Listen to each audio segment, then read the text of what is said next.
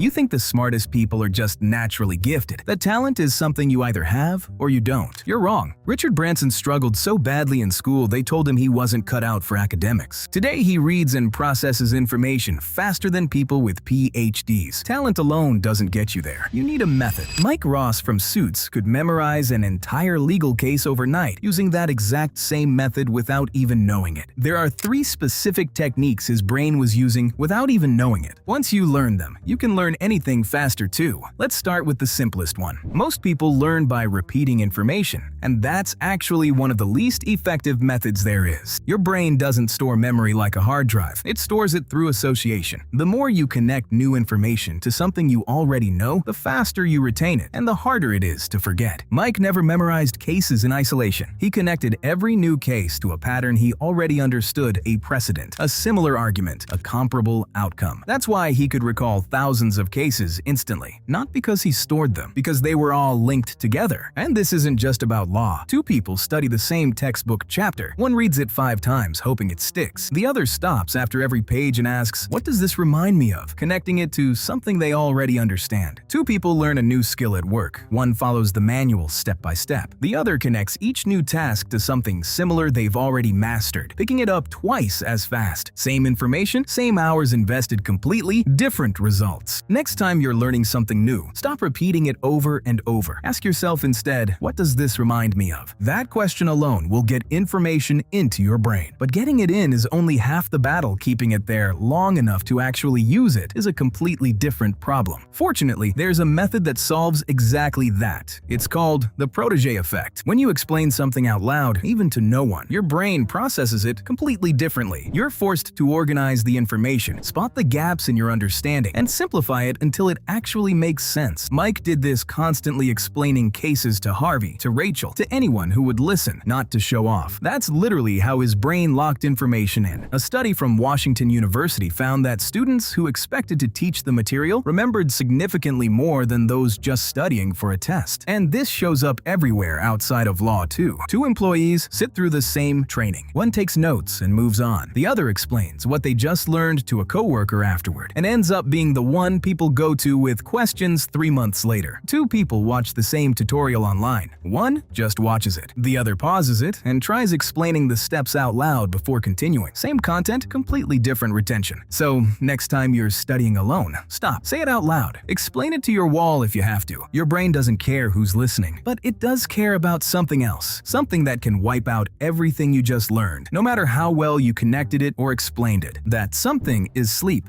During REM sleep, your hippocampus transfers what you learned that day into long-term storage in your prefrontal cortex. Skip sleep, and that transfer doesn't happen properly no matter how hard you studied. Mike pushed himself to the edge before big cases, and when he actually performed worse, it wasn't because he didn't prepare enough. It was exhausting. Pulling an all-nighter to cram doesn't help you remember more. It guarantees you'll remember less. This is the one people ignore the most. 2 students pull all-nighters before the same exam. One feels like they crammed everything in. The other actually performs worse than if they'd slept and reviewed less material. 2 professionals push through a sleepless week to finish a project. One delivers something full of mistakes they don't even notice. The other, who actually protected their sleep, catches the errors before submitting. The information was there. Either way, sleep decided whether the brain could actually use it. So tonight, before you fall asleep, run back through what you just learned. Maybe your move is explaining things out loud to your wall while you study. Maybe it's connecting new information to things you already know, instead of memorizing it blindly. Or maybe the fix is as simple as actually sleeping enough. Pick whichever technique fits you, and watch how much your performance changes.